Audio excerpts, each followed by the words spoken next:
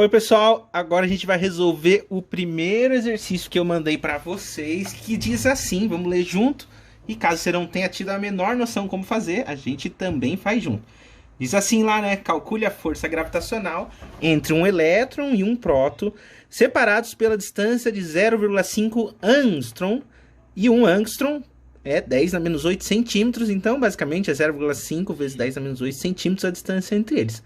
Compare com a força de atração eletrostática, cuja distância de separação seja a mesma. Então, é esse probleminha que a gente vai resolver. Como você bem sabe, resolver um exercício de física, é bem interessante que você comece colocando os dados do problema, e é o que eu vou colocar um pouco, né? Então, primeiro, é interessante que você saiba a massa de cada um desses objetos. Então, eu vou chamar um a massa do elétron, a gente vai definir como E, e o outro a massa do próton, né? Então, são duas partículas como isso. Claro que esses dados você precisa buscar em alguma fonte, né, que você conhece, né? A gente sabe que a massa do elétron é aproximadamente 9,109 vezes 10 a menos 31 kg. Ou seja, ela é bem pequena, né? E a massa do próton também é pequena, mas é um pouco maior, consideravelmente maior em relação ao elétron, é 1,673 vezes 10 na menos 27 kg. Da ordem 10 a quarta vezes maior, né? Então é bem significativa a diferença, né? É também interessante que você saiba que existem algumas constantes, né? Tanto a constante gravitacional como a constante eletrostática, porque ambos aparecem nas equações. Eu já coloco esses dados aqui para vocês, mas você precisa se lembrar, para resolver esse problema, que existe uma força, que é o que a gente quer calcular. Aqui eu não estou tratando ainda no começo do curso como vetor, então é só uma força que está apontando na direção das cargas, né, ou das partículas, e há uma força de atração gravitacional, que é G vezes a massa 1, que é a massa do elétron, vezes a massa 2, que é a massa do próton, divididos pela distância entre eles ao quadrado. E a gente vai precisar colocar, afinal de contas, qual que é essa distância. Como está escrito aqui, ele é 0,5 angstrom, ou em centímetros, 0,5 vezes 10 a menos 8 centímetros, ou ainda em metros, né? Porque lembre-se que quando você está resolvendo um problema de física, é interessante que você coloque isso aqui em unidades do SI. Então, esse é o raio que a gente tem, ou se você colocar em metros, que é a unidade do SI, centímetro é 10 na menos 2 vezes 10 na menos 8, dá 10 na menos 10 metros. Então, essa medida aqui é o raio ou a distância entre cada uma das cargas, né? E o cenário basicamente é assim: você tem uma massa, que é o elétron, você tem uma outra, que é o próton, e eles estão se atraindo por causa da atração gravitacional e também por causa da atração eletrostática. E quando a gente estuda do ponto de vista eletrostático, geralmente a gente ignora a força gravitacional, e você vai perceber isso na nossa comparação, justamente porque a gente vai verificar que a força de atração eletrostática é muito maior do que a força gravitacional. Então a força gravitacional praticamente pode ser desprezada, né? Nessa expressão aqui que a gente discutiu nos vídeos, ela é a expressão de atração gravitacional. Agora existe uma força de atração elétrica também, né? Eu vou chamar ela de Fe, que ela é muito parecida, só que aqui, em vez das cargas, das massas, o que vai entrar são as cargas de cada um dos elétrons, né? E de cada um dos corpos, né?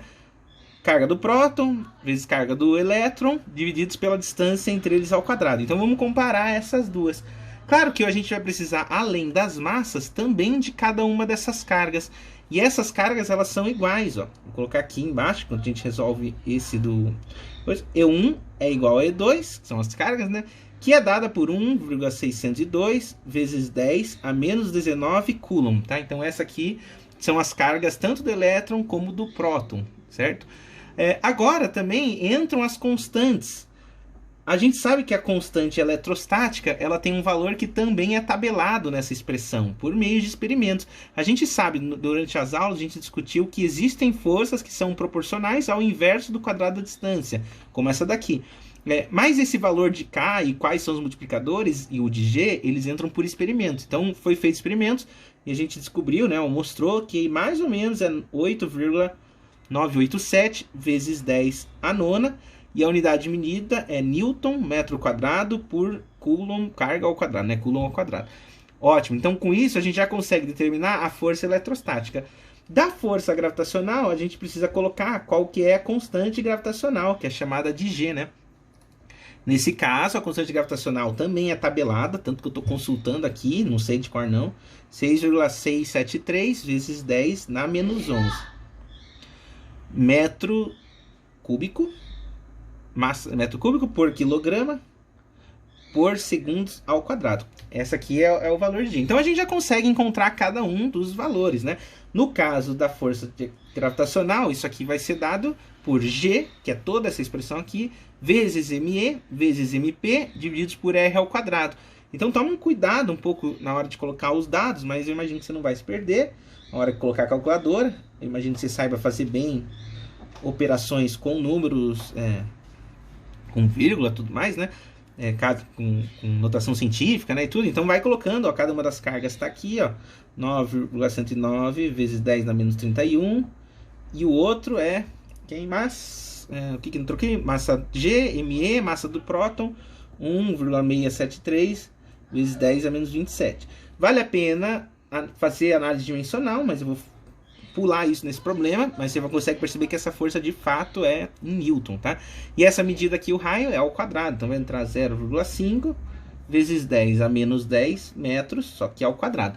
Quando você fizer essa conta, claro que vai fugir do que a gente quer fazer aqui, vai te dar 4,068 vezes 10 a menos 47 Newton. Coloquei poucas casas decimais, mas se você quiser viajar, você pode colocar muito mais, né?